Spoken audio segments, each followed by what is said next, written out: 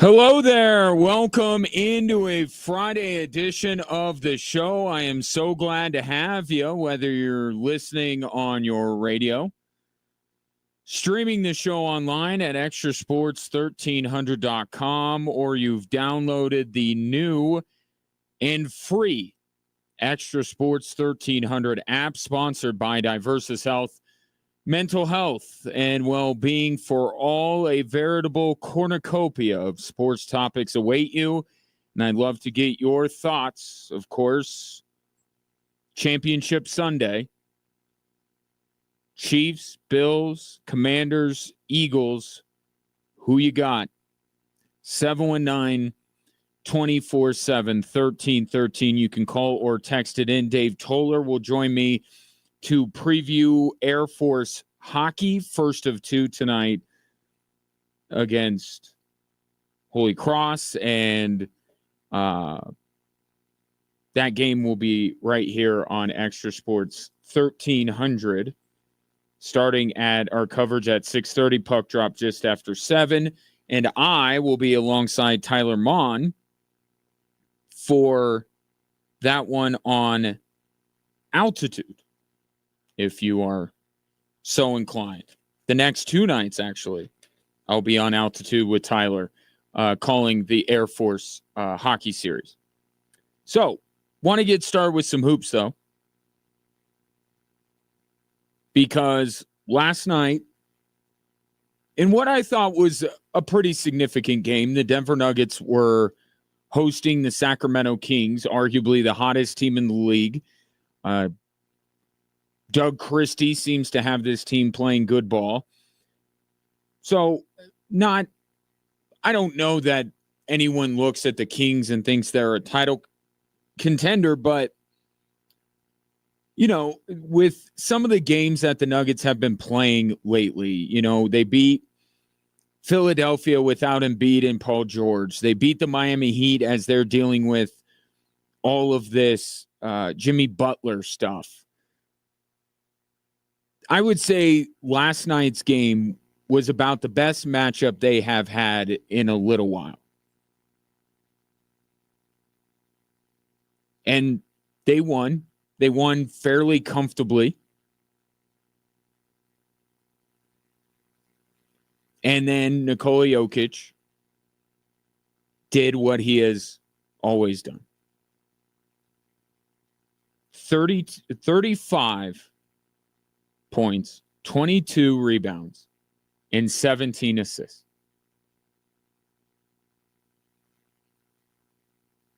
That is a ridiculous stat line, even for Nikola Jokic.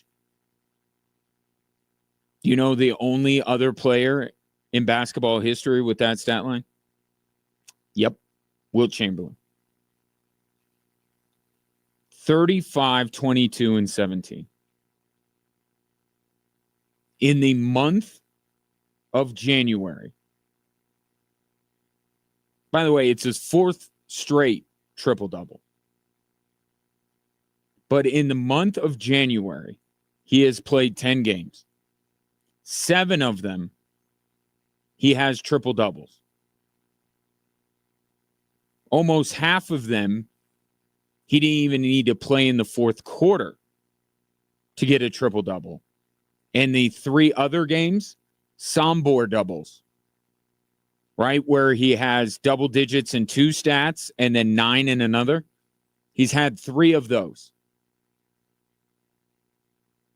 That's been the month of January for Nikola Jokic.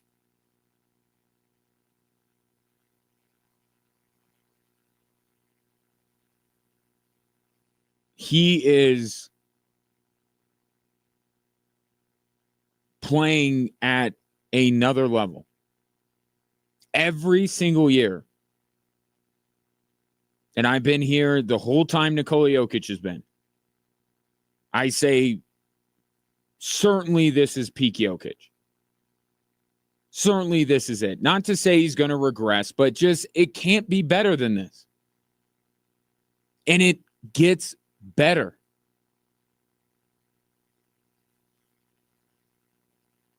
This is his best season ever. he is averaging a triple-double, which you know historically what that means as far as the MVP. He's averaging a triple-double for the first time in his career. The stat lines to get a triple-double he's putting up are ridiculous. He's getting triple-doubles now in 3 quarters and sitting out the fourth quarter. It's stupid. It's stupid how good Nikola Jokic has been this season. And it's even more stupid when he does stuff like this last night. 1.7 seconds left for Denver. Inbound to Jokic from 78 feet. Got it at the horn! Oh my God! From 78 feet! Joker! Baseball pass throws that thing home! Jason Kosmiski on the call for Altitude Radio. You heard it right here on Extra Sports 1300. End of the third quarter, takes the inbound, turns, chucks it from inside the three-point arc in the backcourt,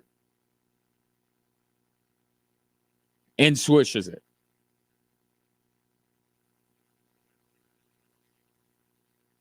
And he says it with a smirk. But he says he's taking it to make it. And yes, the probability of him making these shots are very low, but how often do we have to see this guy hit those kind of shots before we give him a little bit more credit than, he's just had a crazy run of making these kind of shots? When he says that, even though he says it with a smirk, knowing that they are the most difficult shots that you could possibly make on a basketball court, and there is a fair amount of good fortune that goes into him, you still listen to him and go, I believe him. Everything he does on a basketball court is for a reason, except maybe heading the ball inbounds the other night on an inbound pass. That's him goofing around. Everything else he does on a basketball court is for a distinct purpose. If he's doing something, he means to do it, and he's doing it in order for the Nuggets to score points or to get a stop or what have you. For the Nuggets to benefit, everything that he does on the court. He's not just throwing it up just because that's what you do.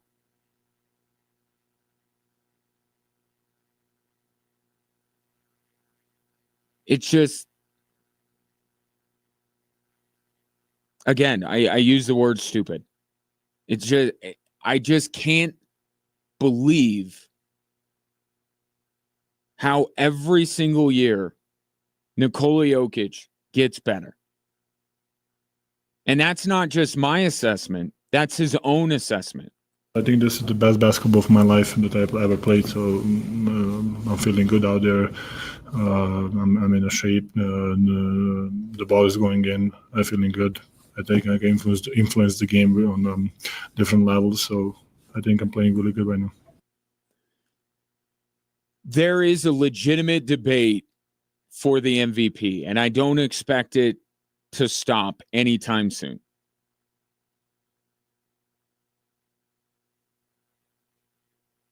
But it's just every time I'm like, you know what? Probably not this year. And then I really dive into the numbers. And I'm like, it's a one-season award, right? We have to be fair about this. We have to be careful about this. This isn't based on what Nikola Jokic has done before.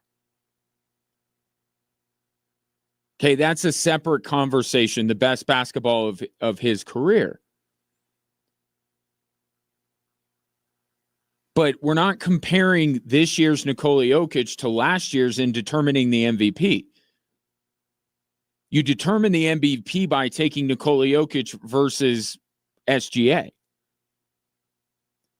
But with that being said, if Nikola Jokic is winning MVPs because of the ridiculous numbers he's putting up, and he's putting up better numbers this year, it stands to reason that he would have the most compelling MVP case.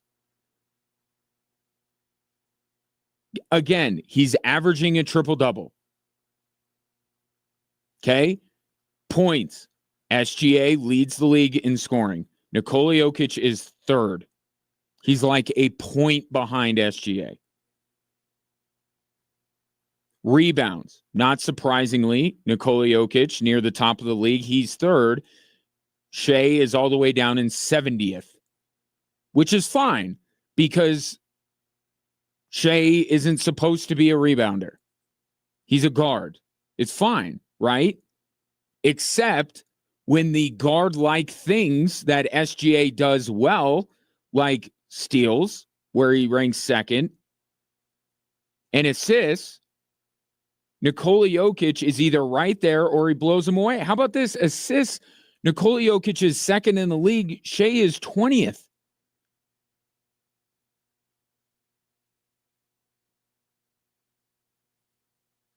The only argument right now for SGA, and it's a compelling one, but it's the only thing, is that Oklahoma City, it's not just SGA best player, best team.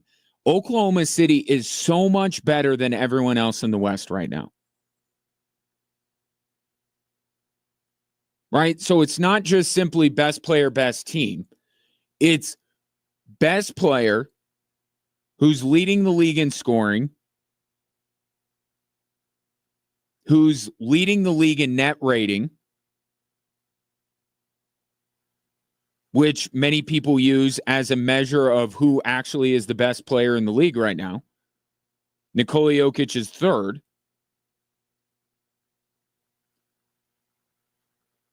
But he's an exceptional player, arguably the best in the league right now, or arguably playing the best basketball of anyone in the NBA this year. And Oklahoma City is so much better than everyone else. There's 6.5 games up on Houston for the top spot. 6.5 games up.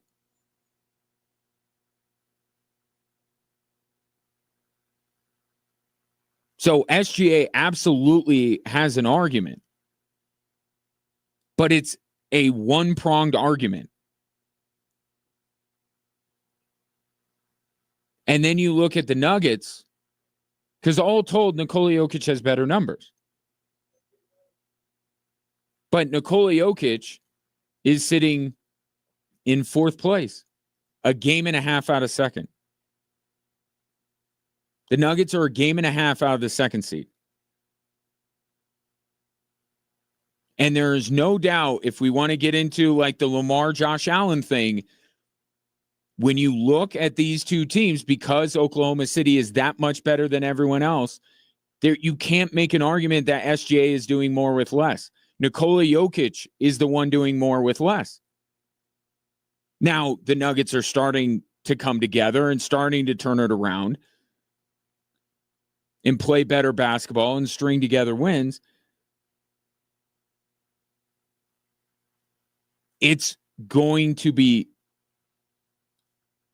in order for Shea to beat out Nikola Jokic, taking out, let's assume that Jokic fatigue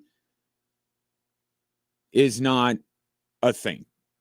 Maybe it is, maybe it isn't, but let's take it out because I think it's certainly unfair to Nikola Jokic for people to have fatigue of voting for him, but it's also not fair to Shea to say that the only reason he can win is because people are tired of voting for Jokic. So let's take out fatigue and let's say you have to vote for one of these two guys. I don't see a third candidate clearly right now. You have to vote for one of these two guys.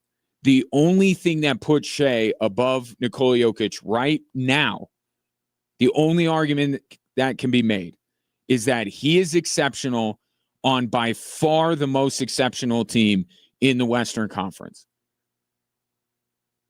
Because from a value standpoint, from a statistical standpoint, from just the eye test and watching Nikola Jokic wins all of those. Maybe some by wider margins than others, but he wins all of them.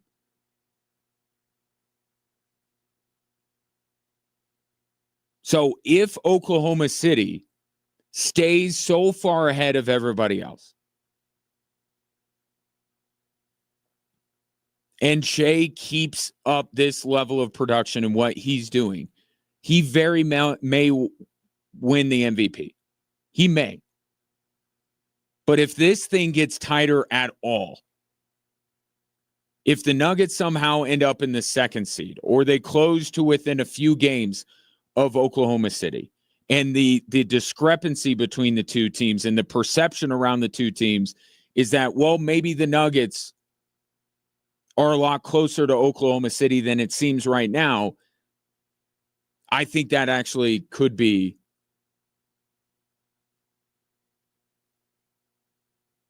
tilting things in Jokic's favor. But for now, just marvel at it.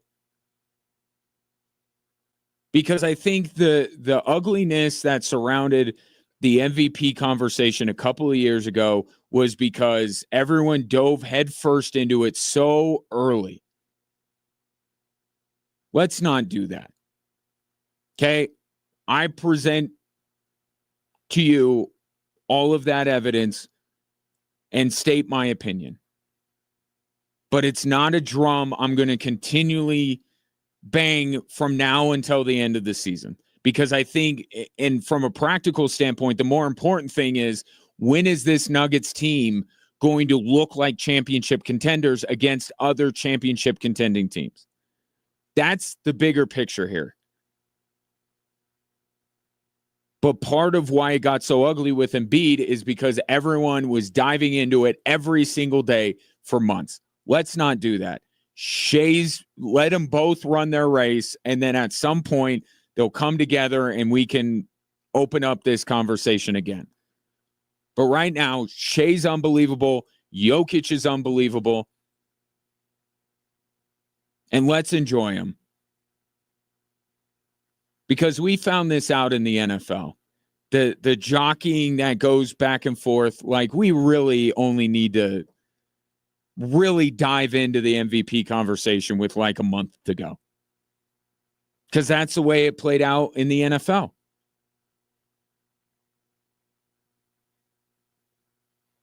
Right? Jared Goff for a long time was an MVP candidate. Then it got real at the end of the season. He kind of dropped off. He's still a finalist, but it changed. What Nikola Jokic is doing right now is unbelievable. Every night you turn on a Nuggets game,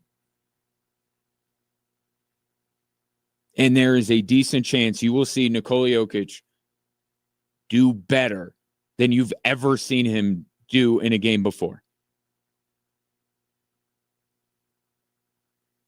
And given all this guy has accomplished, that's an unbelievable thing. But it's 100% true. 719-247-1313. Just getting going on this Friday edition of the show. Coming up next is the AFC West, the best coached division in the NFL now, with the Raiders adding Pete Carroll.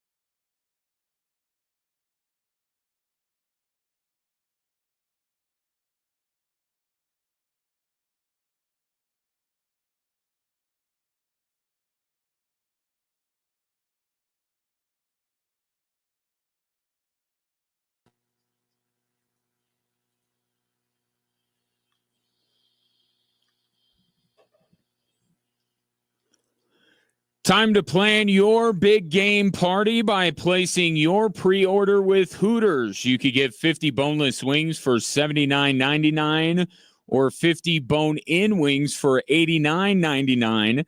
And if you don't feel like entertaining this year, you can also watch the game at Hooters on February 9th for a chance to win a custom engraved Hooters Colorado Solo stove.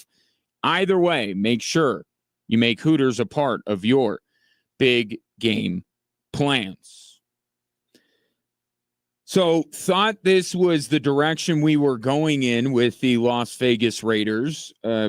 Talked about it a couple days ago, and now it has come to fruition that the Raiders have hired Pete Carroll to be their next head coach. And in doing so,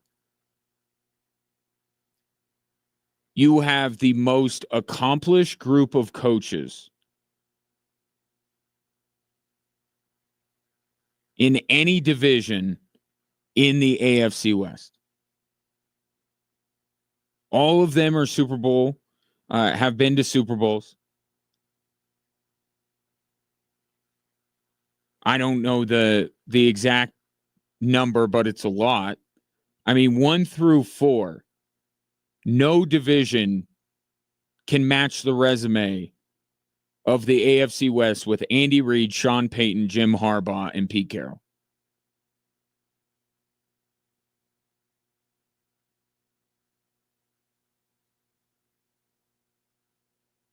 And I don't think it's a coincidence that the Raiders are going in this direction. Right? The Chiefs are the Chiefs. But in the last couple of years, you have seen the Broncos and the Chargers go out and get one of these coaches for a second go-round in the NFL. These culture-building, franchise-changing coaches. Sean Payton did it in New Orleans. Jim Harbaugh did it in San Francisco. Now you see the early signs, certainly with what Sean Payton's doing, but even with Jim Harbaugh, you can see that the Chargers in just 1 year are on much better ground than they were previously. You don't think living in the AFC West and seeing what is going on doesn't lead Tom Brady in a direction to say, hey, let's try and do kind of the same thing. NFL's a copycat league. And I think that that's absolutely part of why Pete Carroll is now the head coach of the Las Vegas Raiders. They've seen not only it start to get right in a couple of places, but I mean, really get right. Right? 3 teams ahead of them, all playoff teams. The Broncos went from a punchline with Russell Wilson and Nathaniel Hackett to now a playoff team in 2 years. So I know everyone's going to bring up the age, and there is no way Pete Carroll's making it to that option 4th year. There's no way. This is a 3-year thing. He desperately wanted to get back into the league to have another chance. He will coach probably these 3 years, and then he'll be done.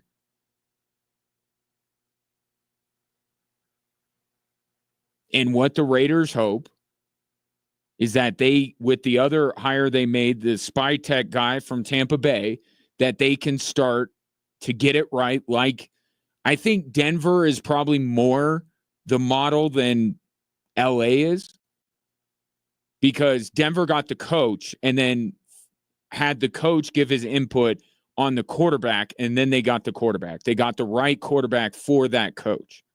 And that's part of the reason why it worked. With the Chargers, it's kind of the reverse, right? Herbert had been existing there, and then they bring in Jim Harbaugh. The Raiders are going to try and do it the way that the Broncos have. Here's the one catch. Pete Carroll's not an offensive guy. So I'm very curious to see, and maybe it's Bobby Slovic, who I can't remember a coordinator that had a faster fall from grace than Bobby Slovic. Last year, he was mentioned in the same breath as Ben Johnson, and now Ben Johnson's getting paid a ton of money to be the head coach of the Bears, and Bobby Slovic got canned by Houston. So maybe that's the direction Pete Carroll goes. I'll be fascinated to see, but who he hires as his offensive coordinator is almost as intriguing as the Raiders hiring Pete Carroll. Because at some point, they're going to have to get a quarterback out of the draft. Doesn't have to be this year, but eventually they're going to have to. If they're really serious about joining the fray in the AFC West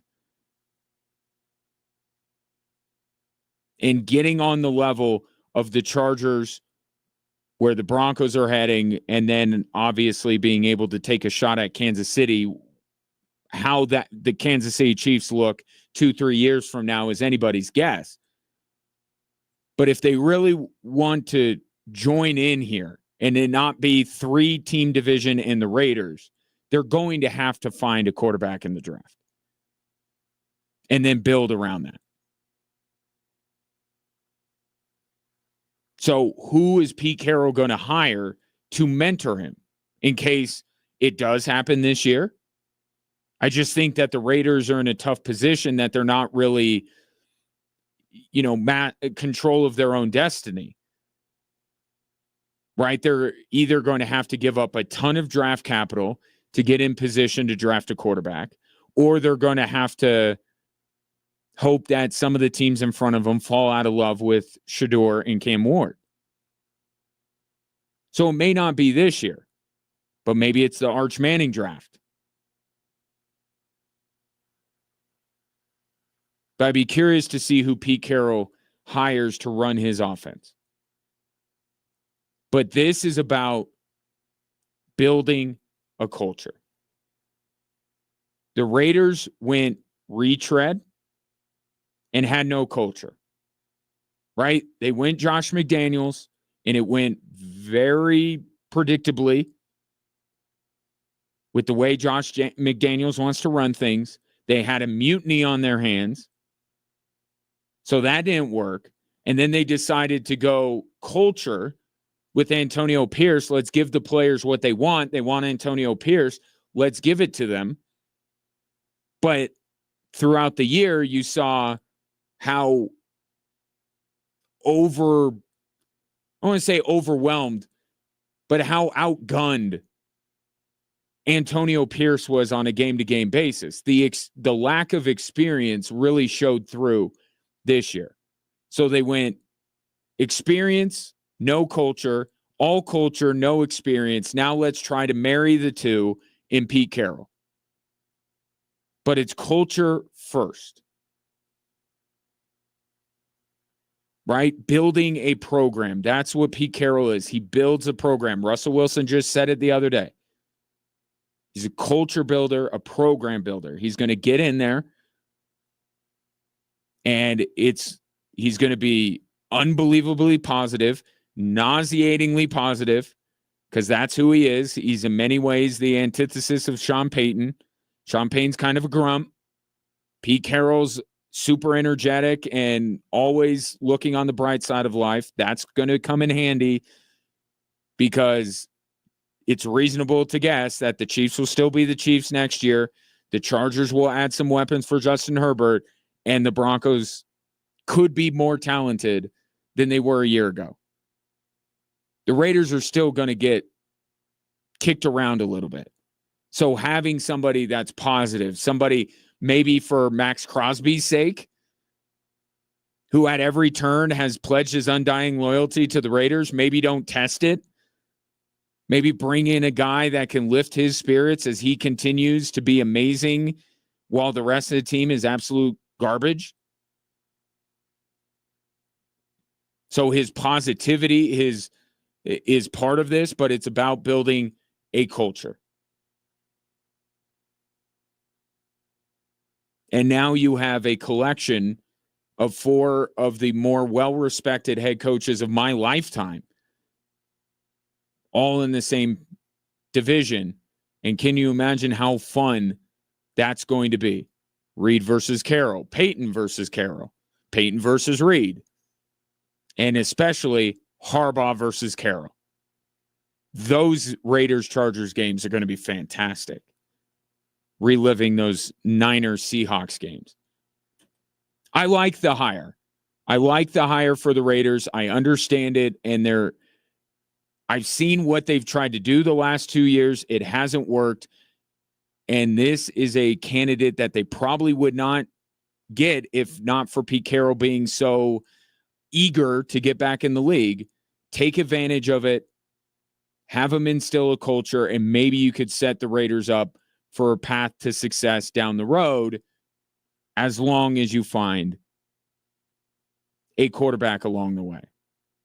What may they do in the interim, if not drafting a quarterback?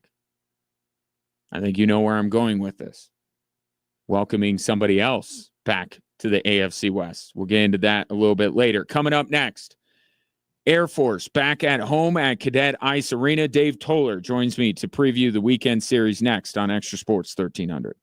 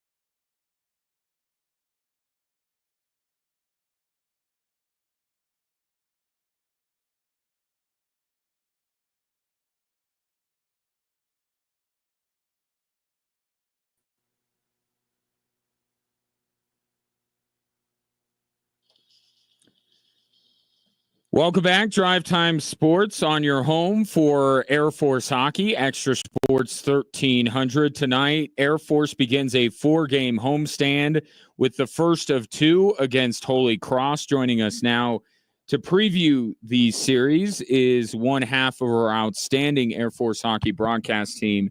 He is Dave Toller. Tolles, good to talk to you. How are you? I'm doing great, Ryan. How are you doing? I'm doing well. Big picture here, you looking at the schedule, it feels like because all of a sudden, once they get done with this 4-game homestand, it's like the season would feel almost over. Does that make these 4 games, go up a little bit? Maybe the urgency, I suppose, from this team, wherever they want to end up in Atlantic hockey, kind of feels like they got to get it done over the next 2 weeks. Yeah, there's no doubt about it. I mean, we have 4 straight at home. We have 6 of our next 8 here on the home ice, and you got to win those games. And I think you say this in about every sport, but if you can win most of your home games and split your road games, you're going to have a pretty good season. And I think that's where Air Force is sitting right now. The Falcons have really been bad on the road, uncharacteristically, but have been good on the home ice. So having 4 in a row here at home, and I said 6 of the next 8, you got to make up some ground and try to get into the top 4 in Atlantic hockey. How much of Frank Serratori's message this week, or the feeling around the team, how much is it, let's not let Army beat us again? You know what I mean by that, right? You have a tough weekend out West Point. You know what playing Army means to Air Force. How much is that kind of a conversation of, we, even more so than any other series, we got to put that one to bed and move on? A lot. I mean, and it started, Monday. I mean, that was kind of the day they went back and looked at the Army game and said, all right, hey, here's some things that we need to fix. And we did a lot of good things in that series when you look at both of those nights. But yeah, I mean, you have to put that one behind you. You have to learn from it, and you have to move forward, because you can't let that one beat you 3 times, beat you 4 times, and just continue that hangover from the Army series into this week. Because if you do, you're facing a really good Holy Cross team, and you're going to put yourself in a bad spot. Best thing they did against Army, and the thing that they absolutely cannot do that they did against Army moving forward. Yeah, there was a lot of good. There really was. And I think the whole foundation of Air Force's defense has been good, and the Falcons played good defense. But I think the one thing that they need to improve on and continue, special teams. The power play for Army was struggling coming into our series last week. Army scored 2 power play goals each night against us. So 4 of the 7 goals they got came on the power play. So I think that's the biggest thing is we've got to be better on special teams. And in Atlantic hockey, so many of these teams are even. So you look at 5-on-5 play, that's going to be even really across the board, across all the teams. So where you got to make your hay is on special teams. And Army certainly did that last week. And you score 2 power play goals in each game, and you win each game by a goal. You can point to special teams and say, that's where Air Force has to get better. Dave Toller, my guest, Air Force hockey radio analyst here on Extra Sports 1300. You mentioned how even things are in Atlantic hockey. Goaltending pretty even across the board, and that is to say it is outstanding across the board in Atlantic hockey. And you look at the run that Air Force has had in terms of these goalies. They have Ajit Gundara of Sacred Heart, arguably the best goalie in the league, at least statistically. Then you have Connor Halsey of Bentley, who's ranks third in goals allowed average. JT Cataldo of Army is number 2.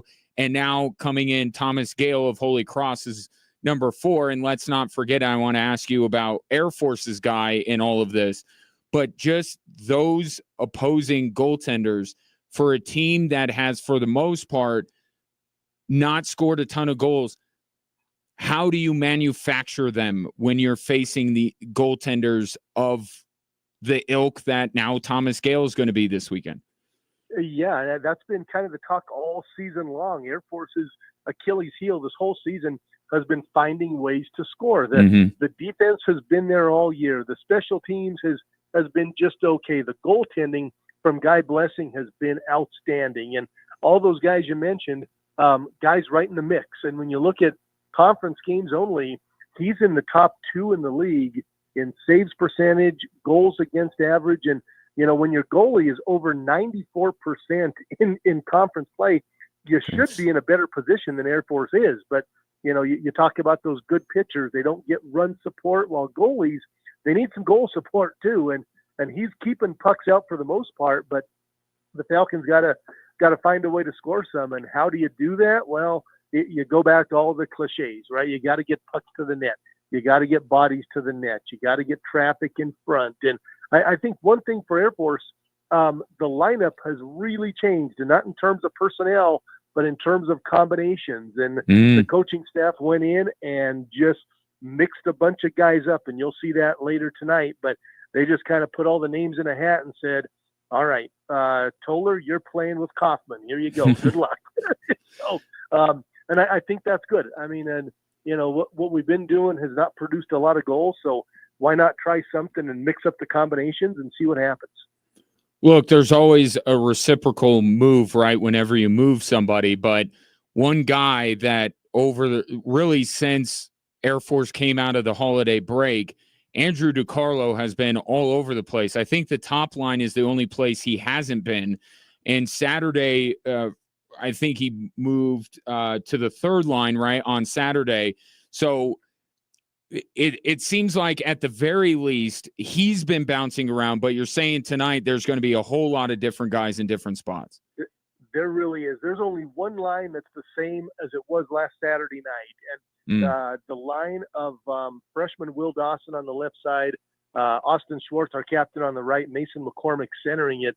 That line both games at Army really was very productive. Everybody else has been shaken up completely. And, you mentioned DiCarlo, the senior. He's played really good. It's not showing up as much in points. He's still centering that third line tonight.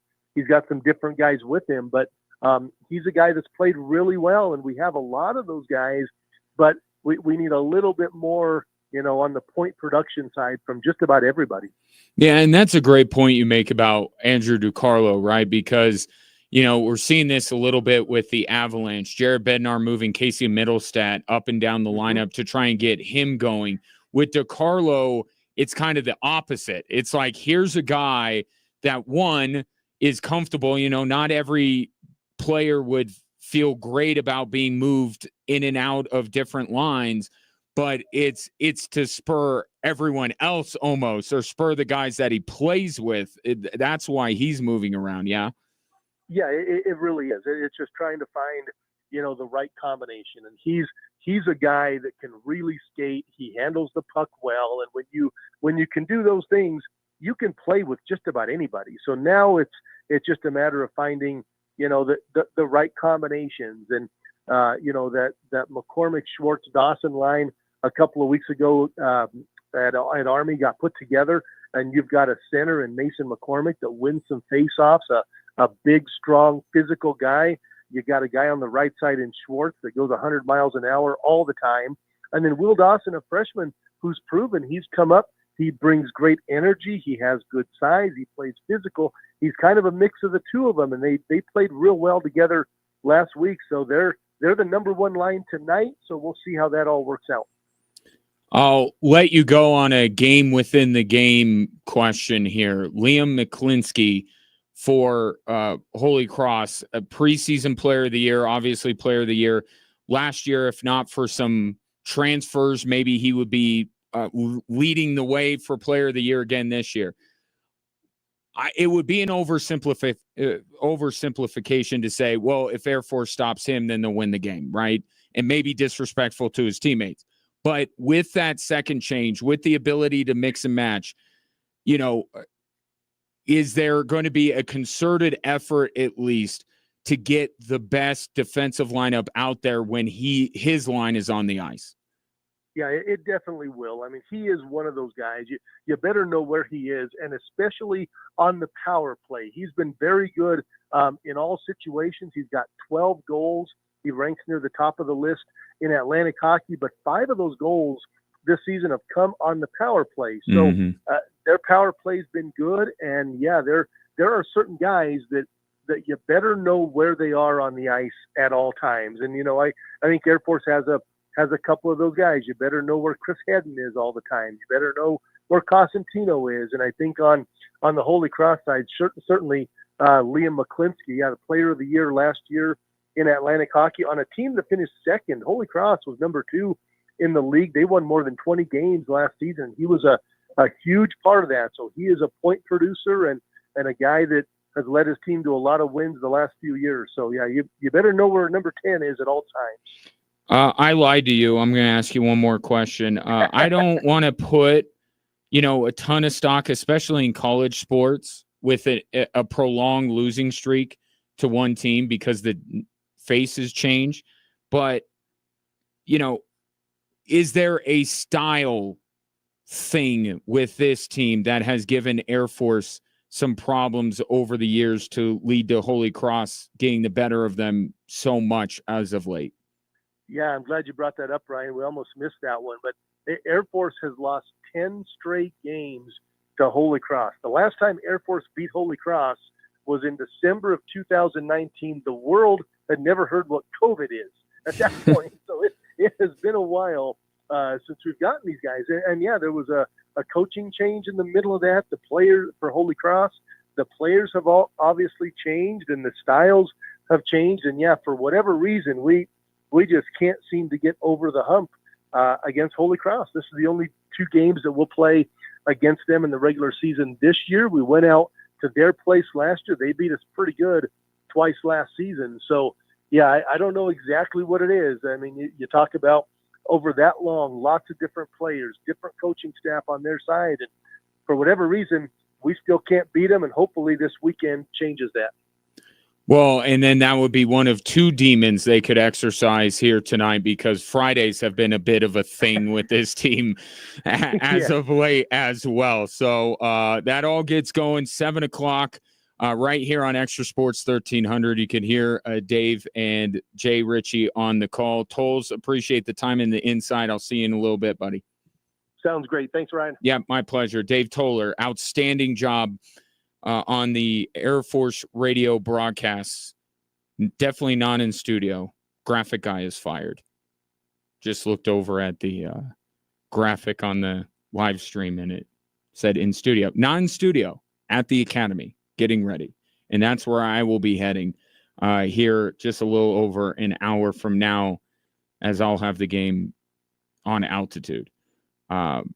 Certainly tough to take 2 losses, even with the second one being in overtime. Still, you end up on the short end against your biggest rival, and that's tough. But the good news for Air Force is, one, they're still in a pretty good position in the conference, and they get Army again at Air Force here in a few weeks. So maybe a little bit easier to move on from that weekend at West Point, knowing that you're going to get them again. And certainly you still have a chance to be in a really good position heading into the Atlantic Hockey Tournament. Should be a good one tonight. If I don't talk to you, hopefully you're listening to Toller and Jay Ritchie. Coming up next, Pete Carroll is the new head coach of the Raiders. Could a quarterback from his past be making a return to the AFC West?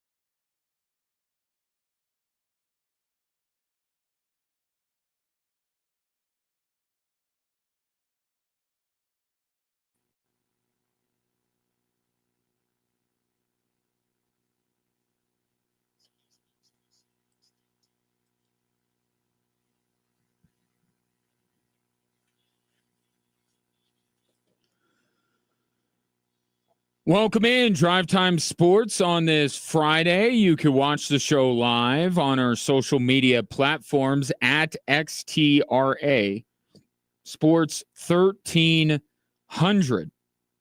If you want to interact with the show, as Tom has, you could text or call into the show 719-247-1313. The news of the day, Pete Carroll is the new head coach of the Las Vegas Raiders. And I believe now, we call it the AARP West instead of the AFC West? I mean, we could. I know the answer to that. It would be not nice. But yeah, some grizzled veterans certainly inhabiting the AFC West. In many ways, it feels like the opposite of the NFC West, even though, Kyle Shanahan is not necessarily a young man anymore.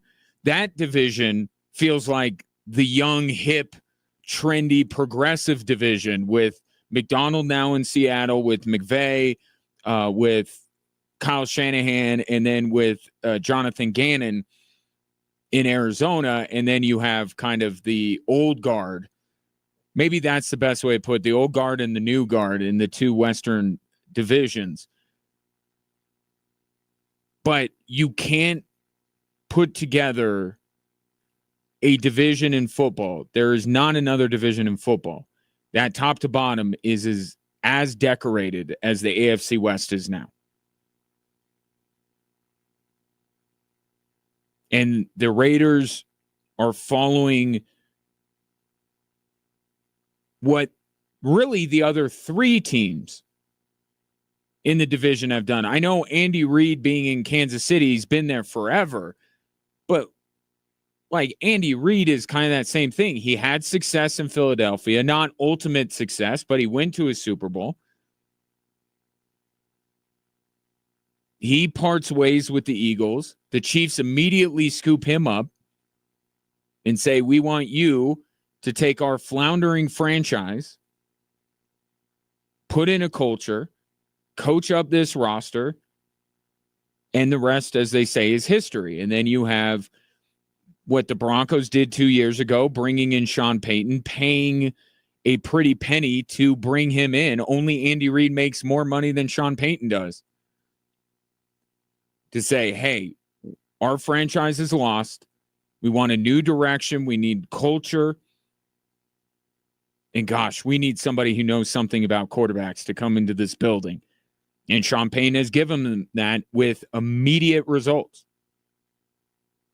And in this past year, as has been the case with Harbaugh, every stop he's made, whether it's the NFL or college football, he gets there and they immediately get right. I know the way it ended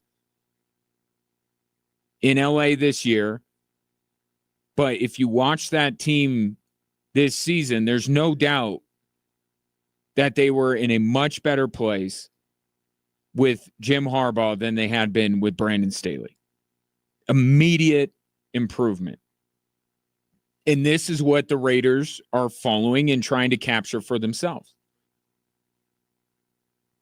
Now, as you well know, it's not just accomplished veteran head coaches that inhabit the AFC West. It's also some pretty good quarterbacks, like the best of his generation. And despite his playoff struggles, one of the more talented quarterbacks in the league in Justin Herbert, and one of the brightest young quarterbacks now in the NFL in Bo Nix.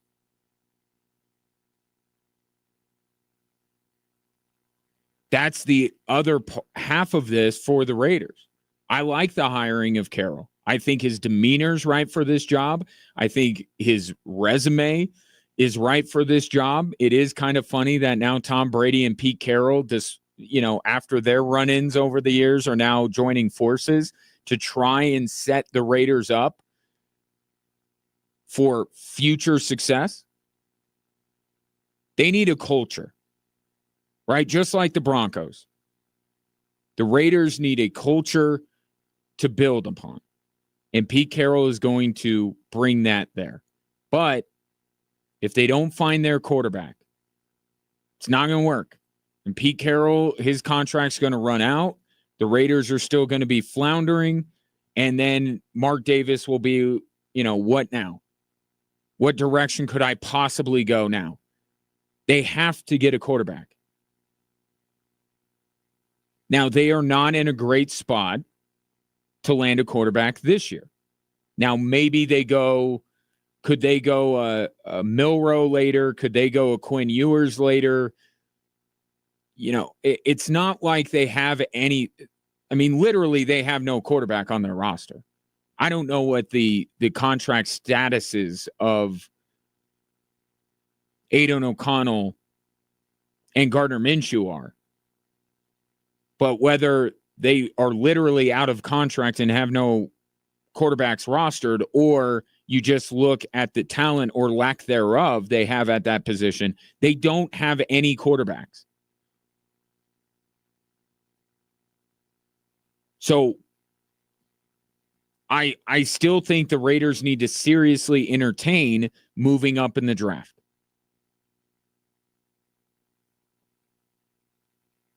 Because the discrepancy between Cam Ward and Shedeur Sanders and Quinn Ewers and Jaden Milroe,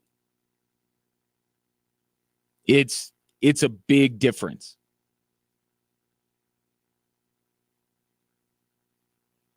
They need to entertain that.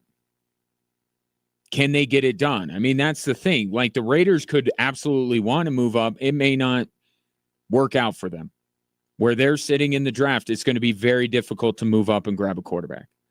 They should absolutely be making those calls.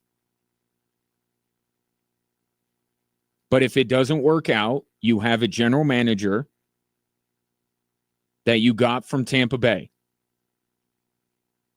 What has Tampa Bay done at quarterback the last 2 go-rounds? Tom Brady, Baker Mayfield. If the Raiders can't move up to get a quarterback, and maybe they don't like those quarterbacks, so for whatever reason, they don't grab Shedeur Sanders or Cam Ward, they got to get somebody in the building. They can't go another year with Aidan O'Connell and Gardner Minshew.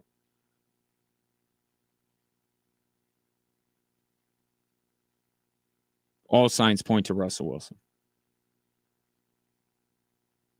They do. He wanted to go there last offseason. He just talked about Pete Carroll yesterday on the Pat McAfee show.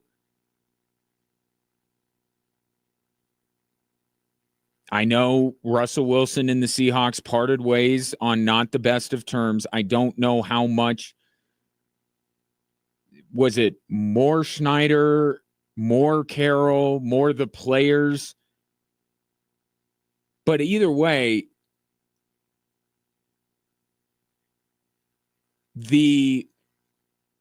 I think for both Pete Carroll and Russell Wilson, at least there's familiarity. At least they know what to expect with each other.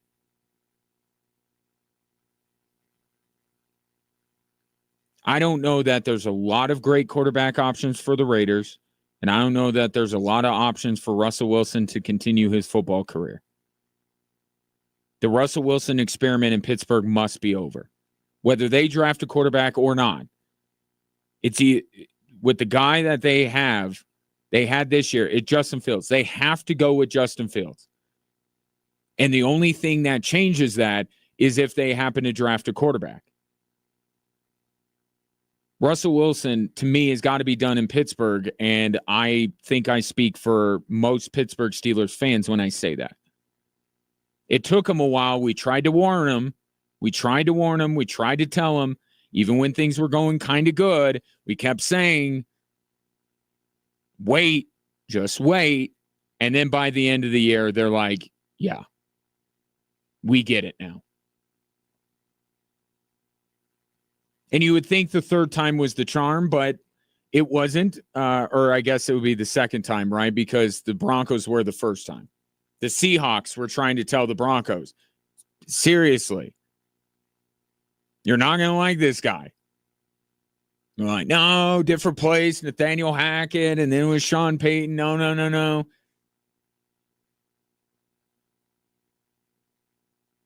And then Broncos fans turned around and tried to tell the Steelers they didn't listen. I think Russell Wilson is done in Pittsburgh. He should be done, and I think he is. Not a lot of the other places he can go.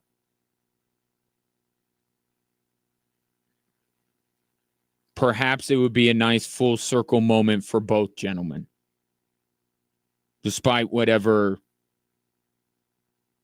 unpleasantness plagued their last few years together in Seattle.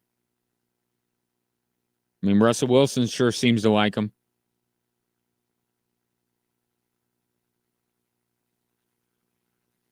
Now, Russell Wilson is not Baker Mayfield, right? There's no, with Baker Mayfield, there was upside, right? He lost himself a little bit when he, got sent away from the Browns, found himself in LA, and then goes to Tampa.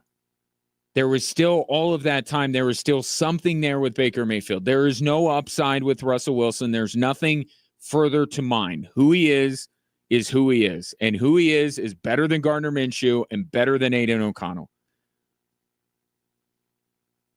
And while I could say the best idea for the Raiders is to tank, and maybe you think that, they can't. And I don't think Pete Carroll signs up for that. I don't think Pete Carroll, as desperate as he was to get back in the league, is going to be like, yeah, we'll just, go ahead, strip the roster down to nothing.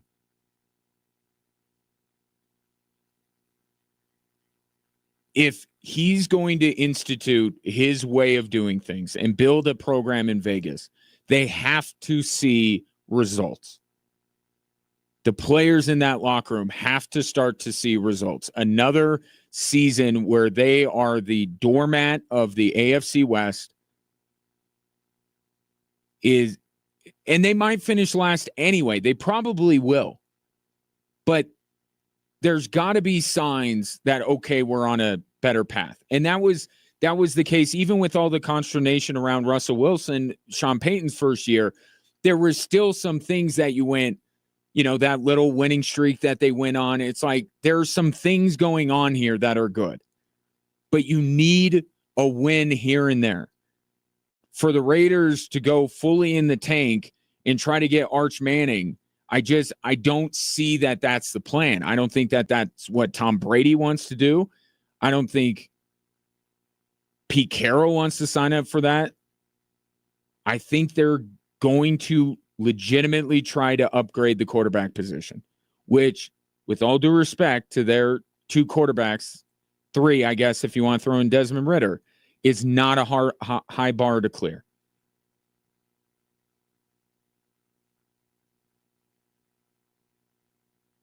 I would think Russell Wilson ends up in Vegas just so they can. I mean, can Russell Wilson win them one more game than Gardner Minshew did, and Desmond Ridder and Aiden O'Connell? Yeah.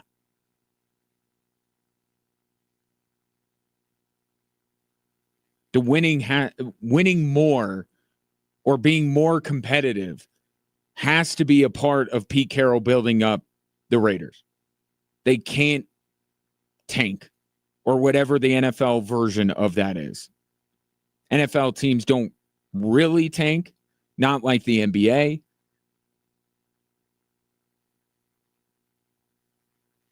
We'll call it in honor of Jerry Jones going all in. Right? We won't call it tanking. We'll call it going all in. The Jerry Jones version. Don't sign anybody. Only lose players. That's not going to work. The Raiders are going to have to do some things because Pete Carroll, in order to build the culture, is going to have to show them, hey, look at the progress we made. Look at this win. We wouldn't have won that game last year. You wouldn't have won that game last year.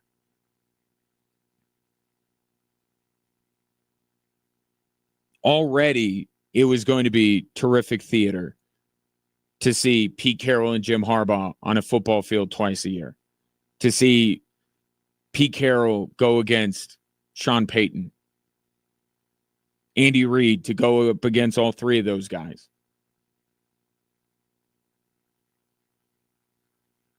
And now you might add Russell Wilson back into the mix twice a year playing the Denver Broncos. I don't know if the AFC West is going to be the best division in football next year. But top to bottom, I don't know that they're shaping up to be a more entertaining division. And Russell Wilson would add to that. Take your thoughts on the hiring of Pete Carroll in Vegas. And do you think Russell Wilson is a fit there? 719-247-1313. Take your thoughts on that. And then coming up next, let's get into Championship Sunday. We got two games, AFC, NFC. Let's start with the AFC, Bills and Chiefs. My thoughts, prediction, and hopefully yours as well, next on Extra Sports 1300.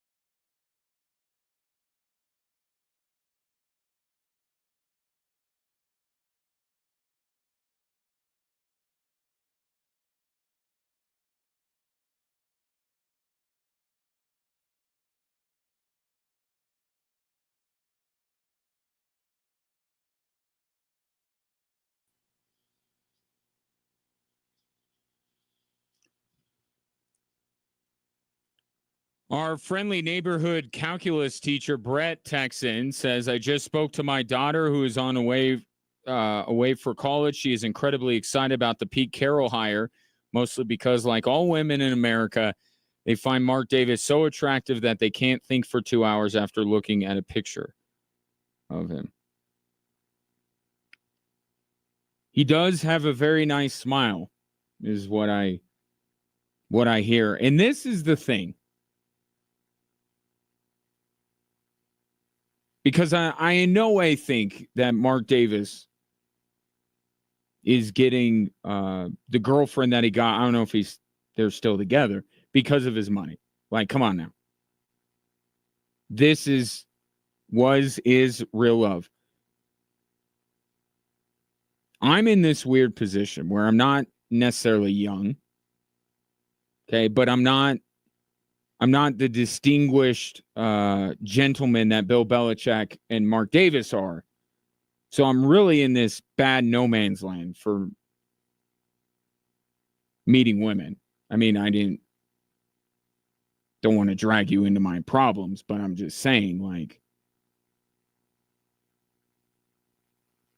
it's a tough spot.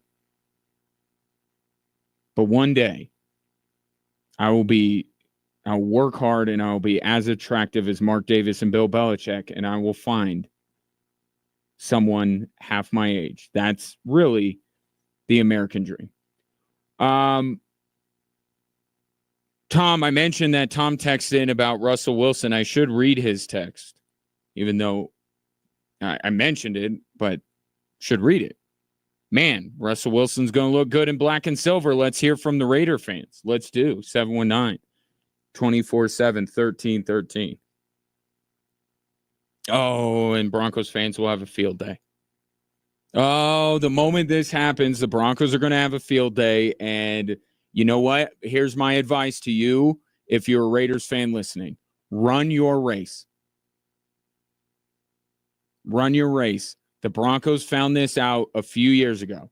Remember when John Elway started talking about if they're going to beat Kansas City, then they got to do this, that, and the other. That was the draft where they added multiple wide receivers. We got to get fast like the Chiefs.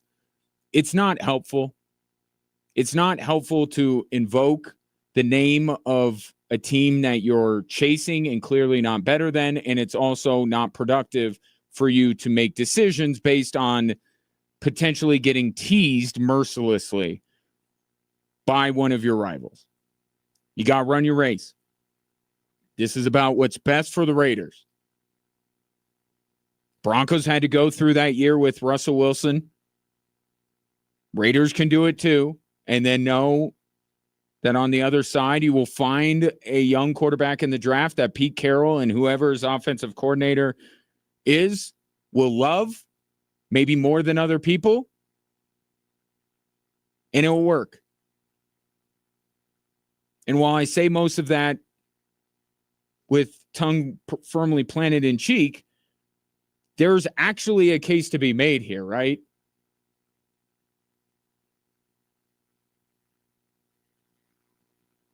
You're getting Pete Carroll and whoever he hires as offensive coordinator, and now you could sit down and you can evaluate the quarterbacks and find the right one.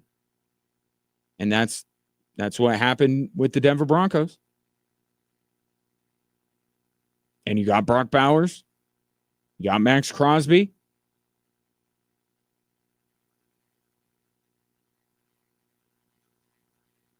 Legitimately, there's hope if you're a Raiders fan. Because it wasn't that long ago that the Raiders and the Broncos were that Spider-Man meme. They were pointing at, it was essentially the same.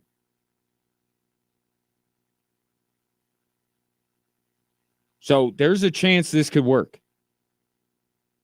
But I got to see who Pete Carroll's getting to be his offensive coordinator. And I got to see what quarterback they're going to end up with. And Russell Wilson's merely a stopgap. Again, just because you got to have some evidence that things are improving. Either wins or just more competitive in games, and at least Russell Wilson will give you that. but who they're really going to say, okay, this is our Bo Nix. This is our Justin Herbert. This is our, dare I say, Patrick Mahomes. You don't say that out loud, but in your mind, you think, this could be our guy. The Raiders just got a whole lot more interesting. That's for sure. Speaking of, no disrespect to the NFC. And I know I hear from Eagles fans. I hear from Commanders fans. Your game matters. It absolutely does. I have thoughts on your game. Don't worry. But for most people, the AFC is where more interest is. And for obvious reasons. And I have gone back and forth on this game all week.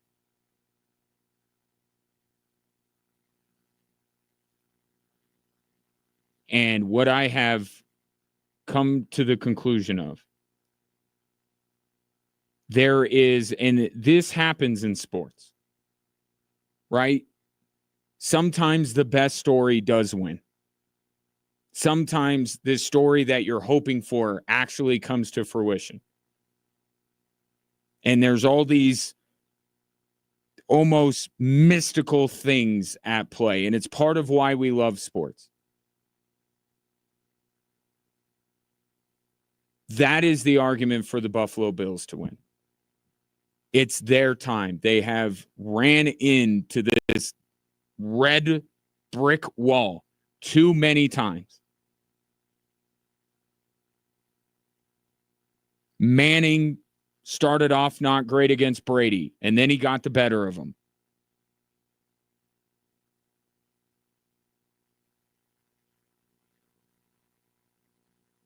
You got to believe at some point Josh Allen is going to get over on the Chiefs. And given what this team has gone through, everybody thought, well, Buffalo, not going to be any good. They've lost all this talent.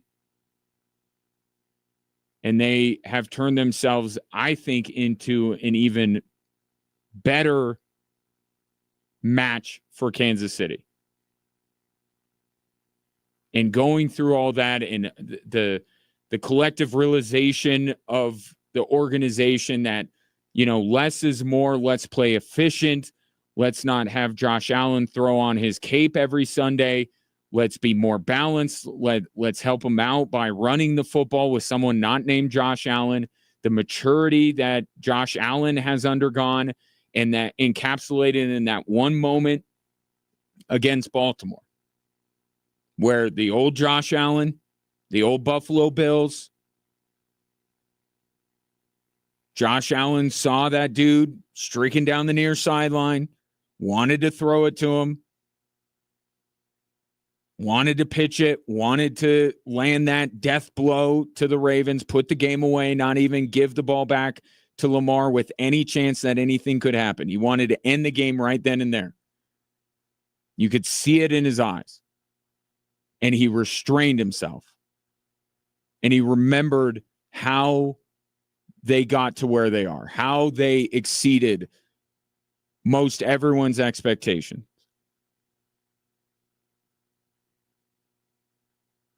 With him striking the balance even better between freak athlete, amazing football player, and quarterback. Sometimes restraint is called for. And Josh Allen has learned that lesson.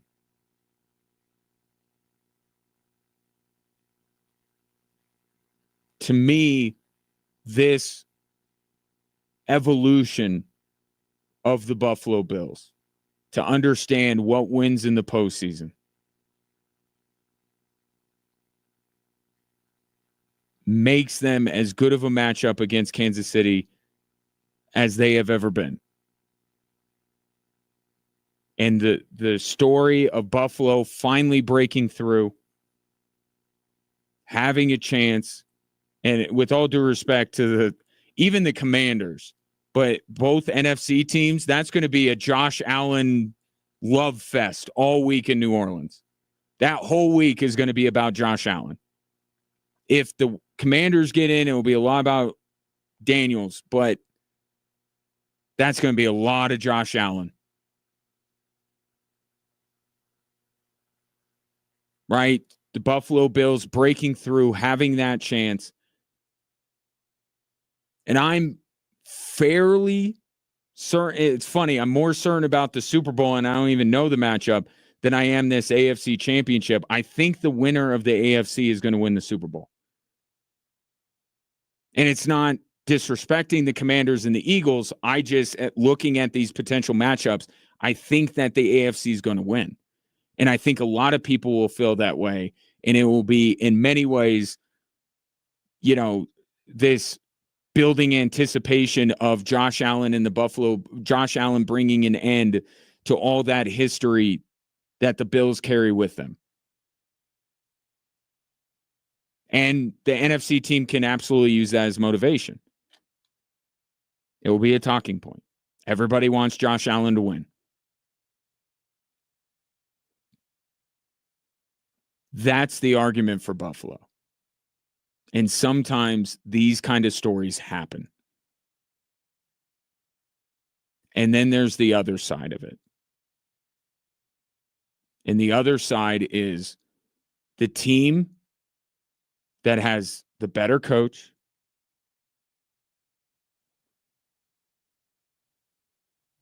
the best weapon in the passing game, the better defense, certainly a more trustworthy quarterback in the postseason. Certainly through the course of his career, Patrick Mahomes has been a better quarterback than Josh Allen. Even if you say, you know what, that's a draw. Allen versus Mahomes. You still take Reed over McDermott. You take the Chiefs defense over the Bills defense. You take Travis Kelce over anyone Josh Allen is throwing the ball to. And Kansas City is at home.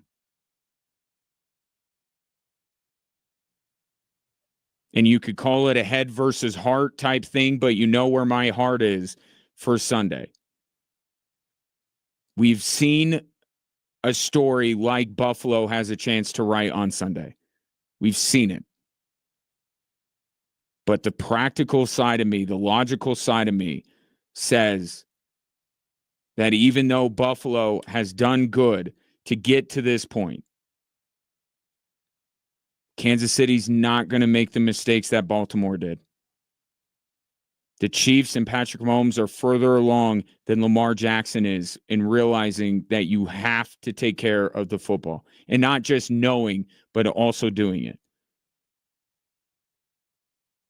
Without those Baltimore turnovers, we might be talking about Lamar versus Mahomes.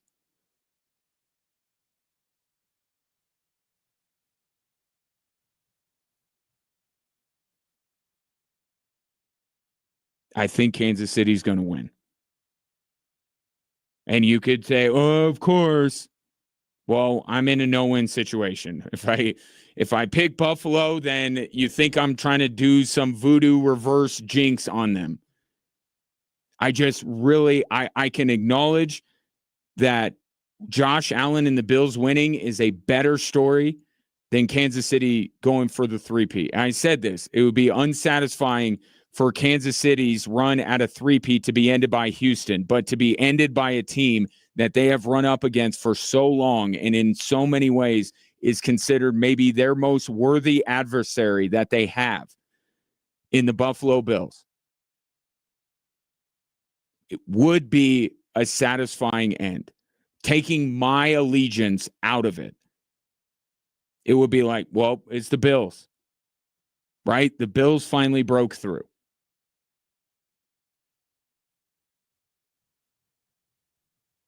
But I'll stick with Kansas City. I will not be surprised one bit if Buffalo wins this game.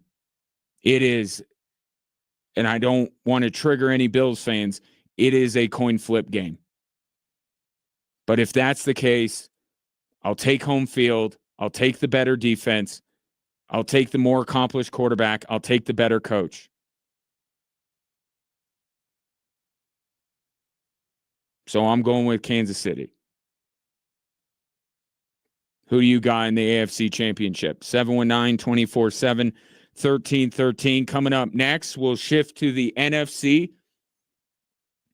And that's going to be a great matchup as well. I feel a little bit better about my pick for the NFC than I do my pick on the AFC. I'm not as up in the air about it.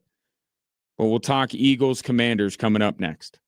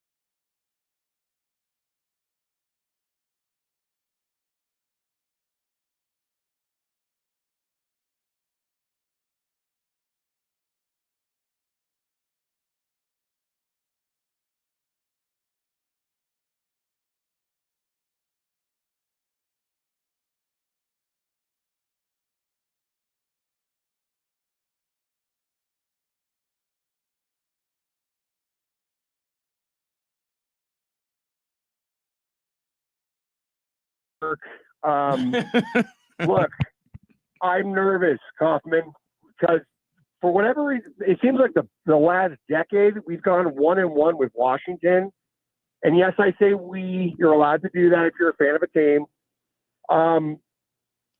I don't know how we're going to screw this up, but I feel like we are. In my opinion, the only thing we really need to do is just give Saquon the ball, because they have been weak against them. They've been 28th, Commanders have been all season against the run. Mm-hmm. But for some reason, I feel a lot of turnovers and I feel a lot of dumb plays happening. Maybe this is just me trying to wish that it won't happen that way by putting it out in the ether, but I'm nervous. Well, I'll tell you, and you alluded to it when you were talking there, how they screw this up is they ask Jalen Hurts to do more than he needs to do. I mean, I saw something, Washington wants to put a hurt on Jalen Hurts, no pun intended. I thought, even though Saquon Barkley, what do you have, like 30, 35 carries? I still thought there was too much Jalen Hurts in that Rams game. I mean, make Washington take you out of just ramming the run down their throats. I mean, I think that has to be that. But that defense, and we just need to basically keep the ball out of that wonder kid's hands, because he is something sent from the heavens, and I don't want any part of him. Yeah, I'm with you, and I do think how much, and I get what you're saying with Jaden Daniels, but if you had to put one side of the football that you're maybe a little bit more nervous about, you have to have a little bit more faith in a weird way, because even though Vic Fangio's defense probably has the tougher task, they're more competent. If I'm in your position and, I'm looking at this game, I would be more worried about what the offense does against Washington's defense than the other way around. I think Vic Fangio is going to have a good plan. I think that defense is phenomenal. And if Jaden Daniels beats them, then in many ways you throw up your hands. But to your point, the Eagles can't give them this game by asking Jalen Hurts to duel with Jaden Daniels. It's just not a good idea. I know, but watch us do it. That's the thing. Watch us actually do that very thing. I can't take it. I'm a nervous wreck over here. All right, I'll let you go. All right. Appreciate you, buddy. Say hi to the kids for me. Yeah. Call more often. Love hearing from you. That's how they screw this up. And Dutch's phone call is a perfect segue. Because as I did with the AFC, and I'm saying I'll take Mahomes over Allen, I'll take Reed over McDermott, I'll take the Chiefs defense over the Bills defense, I'll take Travis Kelce over anyone Josh Allen throws the ball to. It's with the Eagles, it's much the same way. Right? Saquon is the best football player. Jane Daniels has had a phenomenal year. Right? And we're going to have a really interesting conversation this offseason about where he really ranks in terms of the best quarterbacks in the league. That's how special he has been. But make no mistake, Saquon Barkley is still the best player on the field on Sunday. They have the best player. They have the better defense. They have better weapons at their disposal in the passing game, as much as I like Terry McLaurin. But I'm kind of with Dutch. I still think that the offensive side of the football for the Eagles, how they're coached, is this thing that can totally mess everything up.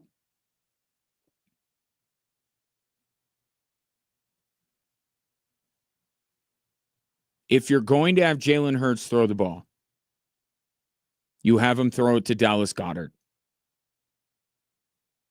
Throw it to Dallas Goedert and let him run and truck dudes and stiff arm guys for 30 yards down the field.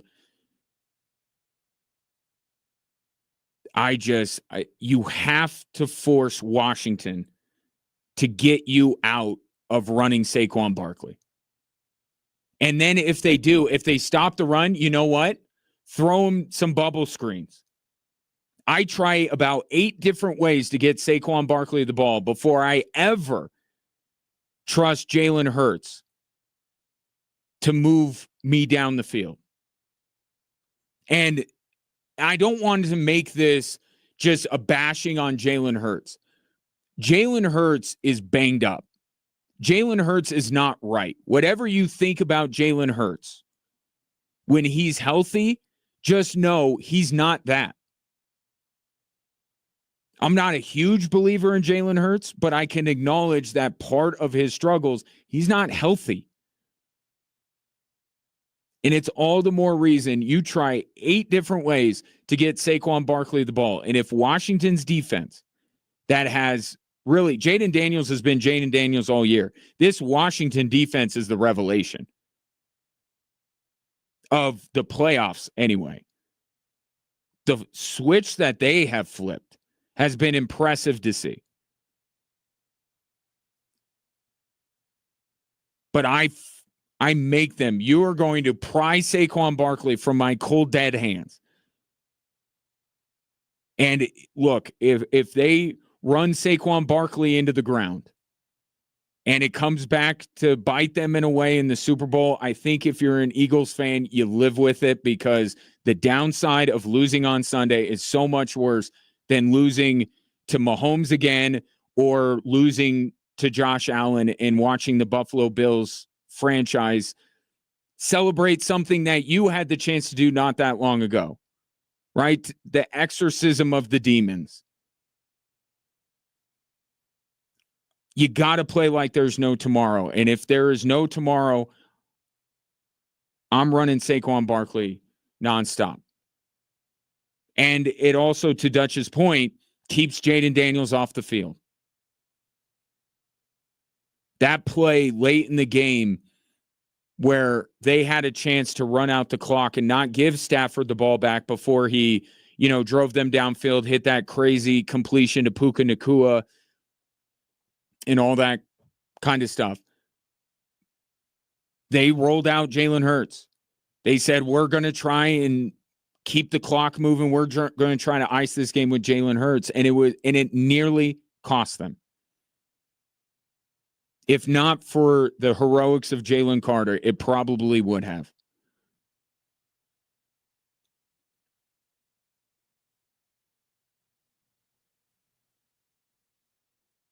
I think that the Eagles, I think they know. I think they do. I think the Eagles are going to win on Sunday.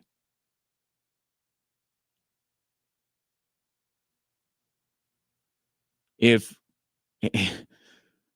Jaden Daniels, I'll say this. If Washington turns the ball over as much as they did the last time they played the Eagles, there's no way Jaden Daniels is going to lead them to a win. I could say that with 100% certainty. And let's not forget about that part of that game. What made that such an amazing win by Washington is that they did not play that well for much of that game and still were able to come back and win. If Jaden Daniels turns the ball over, the Eagles are most certainly going to beat them. But I cannot calibrate Jaden Daniels. I can't figure out what he's going to do, because he may, remember Michael Vick with the Falcons, and when he took them on a run, you looked at the team and they're like, they're not supposed to be beating these teams.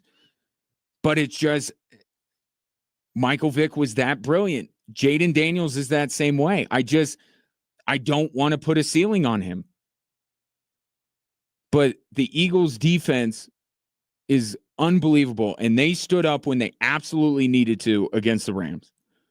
And they have the best player on the field on Sunday.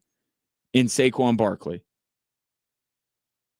And perhaps the weather could help them out a bit. I know Jaden Daniels isn't a fish out of water when it comes to poor weather, like, Stafford and the Rams are.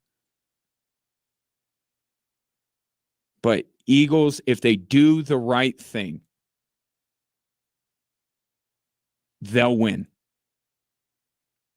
Washington can do the right things and they can still lose.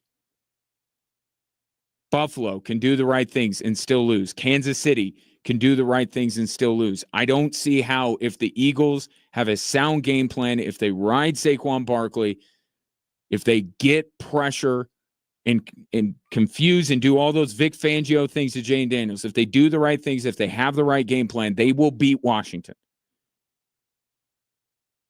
But to Dutch's point, there's that little Sirianni thing in there where you're just like, they could screw it up. But I'm going to take the Eagles. I'm going to take the Chiefs. And nobody outside of me and Dutch are going to be happy with the Super Bowl matchup. But that's what I'm going with. Eagles, Chiefs. Couple of texts before I go. Tucker, gotta give it to you, Ryan. You're already laying the groundwork in case you lose. Good job. This isn't my first rodeo, Tucker, with a game that's nearly impossible to pick. But yes, you have you figured me out. This is what I delivered in the last segment was the most verbose hedge in the history of hedges. But that's the game, right? Like, nobody has a good feel for this one. Nobody does.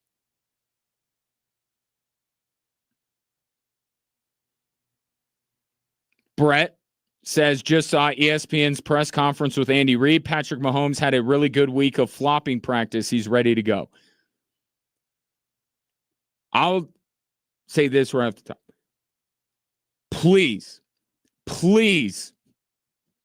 let Buffalo commit more penalties. Just, that's all I want, no matter what the result is. See what the conversation has done to me. Oh, man, I'm sorry. Let me rephrase that. Please let Kansas City have more penalties. Call the false starts on Jawan Taylor. Like, just please have the Chiefs have more penalties than Buffalo. I'm not going into an entire 2 weeks leading up to the Super Bowl where the Chiefs had fewer penalties than the Bills. I refuse. I will not do it. I would much rather have the conversation of, well, the Chiefs' magic ran out because they had more penalties than Buffalo and the referees. I'd much rather have that conversation than trying to stand here and explain to everybody how the fact that the Chiefs got called for fewer penalties than Buffalo did not ultimately decide that game. It's going to be fun. Unless the Chiefs commit fewer penalties than Buffalo. And then next week's going to be a nightmare. Enjoy the weekend. Enjoy the games. You can hear them here on Extra Sports 1300. Don't forget, coming up at 7 o'clock, Air Force Hockey against Holy Cross. And I will talk to you for the Altitude television broadcast of said matchup. See ya.